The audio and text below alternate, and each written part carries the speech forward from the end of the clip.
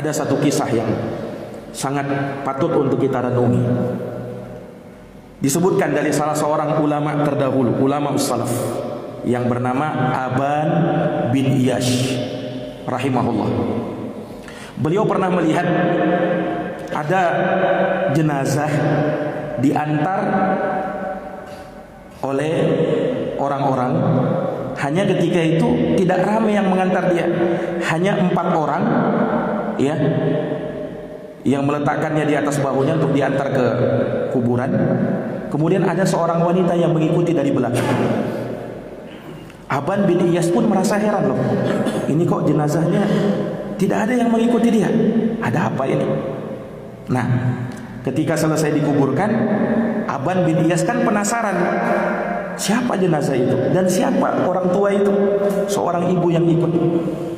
Maka dia pun buntuti ibu ini. Sampai di rumahnya, Aban bin Iyas berpikir, kayaknya nanti saja saya ke rumahnya, belum tepat sekarang kalau saya tanya. Akhirnya berlalu beberapa hari, maka dia pun Aban bin Iyas datang ke rumah ibu tadi.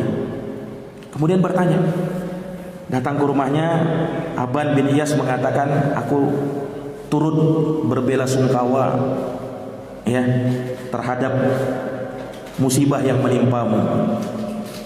Tapi ada satu yang ingin saya tanya, siapa orang yang dalam jenazah itu? Siapa yang diantar itu siapa? Jenazah siapa itu? Kata Aban kepada ibu tua tadi. Kata sang ibu, itu adalah anakku. Nah, kenapa yang mengantarnya cuma sedikit? Kata ibu ini, anakku ini punya cerita. Jadi ibunya terus terang, anakku ini dulunya ketika hidup di dunia itu sangat banyak maksiat yang dia lakukan, dan dia sering menyakiti hatiku. Kata sang ibu tadi, dia sering menyakiti hatiku, dan itu sudah dikenal sama orang. Akhirnya suatu ketika dia sakit parah, dan sakit itulah yang mengantarkan dia kepada kematian. Dia pun terbaring, sang anak ini pun terbaring. Orang tuanya, ibunya tetap menemani dia.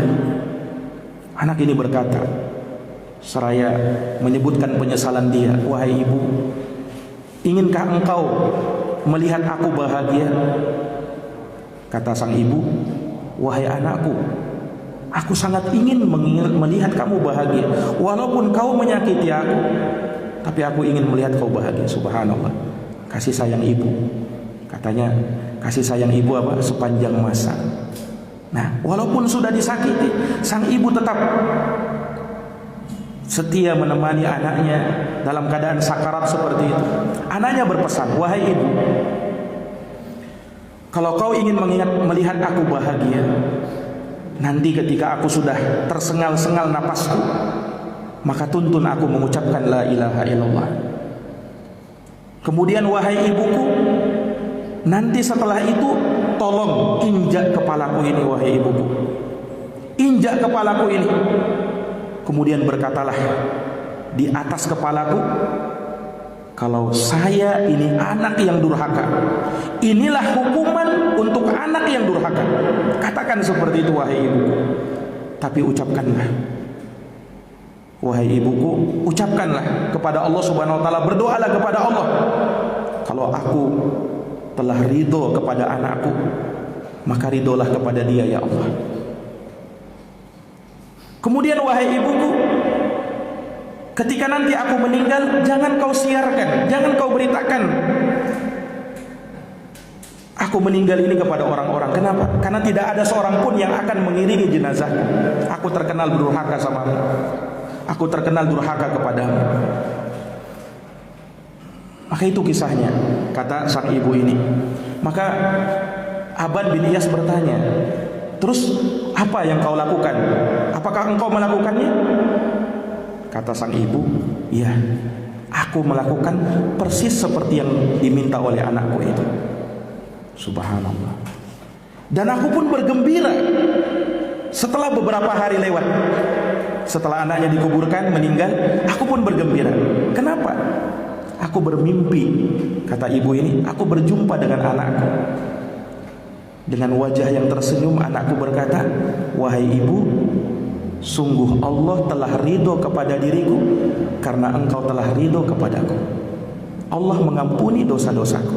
Aku bermimpi seperti itu. Subhanallah.